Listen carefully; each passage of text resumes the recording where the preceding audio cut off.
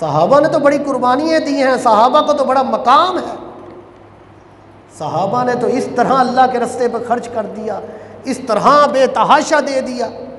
حضرت ابو طلحہ انصاری ہیں، حضرت ابو طلحہ، آپ مدینہ منورہ میں نا جو باغات تھے نا، سب سے زیادہ باغات کے آپ مالک تھے۔ حضرت ابو طلحہ انصاری تھے، مدینے میں زیادہ تر جو باغات تھے ان کے مالک تھے۔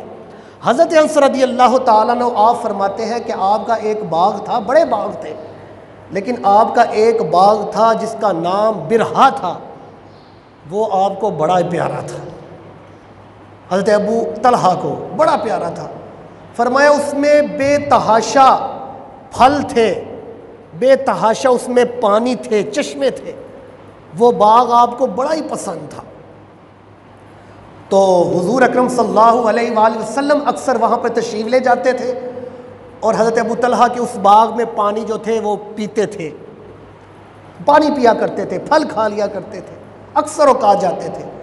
تو جب قرآن مجید کی یہ آیت مبارکہ اتری نا، لن تنالوا البر حتی تنفقوا مما تحبون، جس کا ترجمہ اللہ فرماتا ہے تم اس وقت تک نیکی کے کاملی درجے تک نہیں پہنچ سکتے۔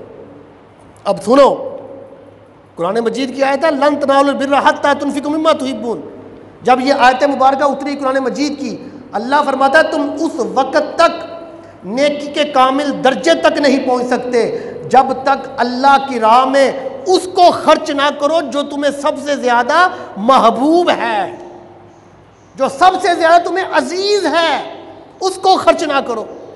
جب یہ آیت مبارکہ اتری، حضرت ابو طلحہ حضور کی بارگاہ میں حاضر ہوئے، عرض کی یا رسول اللہ، مجھے سب سے زیادہ یہ میرا باغ پسند ہے، میں اس کو آپ کی بارگاہ میں پیش کرتا ہوں، اسے اللہ کی راہ میں جو ہے تقسیم کر دیں۔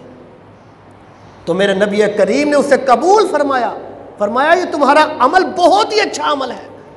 تو میرے نبی کریم نے کیا فرمایا، اے ابو طلحہ اس کو اپنے عزیز و اکارم میں تقسیم کر دو۔ حضرات محترم، جو آیت مبارکہ اتری جو تمہیں سب سے عزیز ہے وہ اللہ کی راہ میں تقسیم کرو۔ تو ہم کیا کرتے ہیں اللہ کی راہ میں، ہم کیا دیتے ہیں، کبھی غور کیا ہے؟ اللہ تو فرماتا ہے اگر تمہارا نیکی کا عمل درجے کو تب پہنچتی ہے جب تم میرے راستے میں وہ خرچ کرو جو تمہیں سب سے زیادہ عزیز ہے۔ تو ہم کیا خرچ کرتے ہیں، جو گھر میں پرانے کپڑے پڑے ہوتے ہیں نا، وہ اللہ کی راہ میں دیتے ہیں۔ یار یہ پرانا کپڑا ہو گیا ہے، وہ غریب بندہ مانگ رہا ہے اللہ کے راستے، تو اس کو یہ پرانے کپڑے دے دو۔ یار وہ مانگنے والا باہر کوئی آیا اللہ کے لیے مانگ رہا ہے، یہ کھانا بچ گیا تھا صبح کا، یہ اس کو دے دو۔ ہم تو یہ دیتے ہیں۔ ذرا غور کریں، سوچیں ہم دیتے کیا ہے؟ ہم تو یہ چیزیں دے رہے ہیں، جو گھر میں پرانے کپڑے ہیں وہ دے رہے ہیں، جو کھانا بچا ہوا اللہ کے راستے پر وہ دے رہے ہیں۔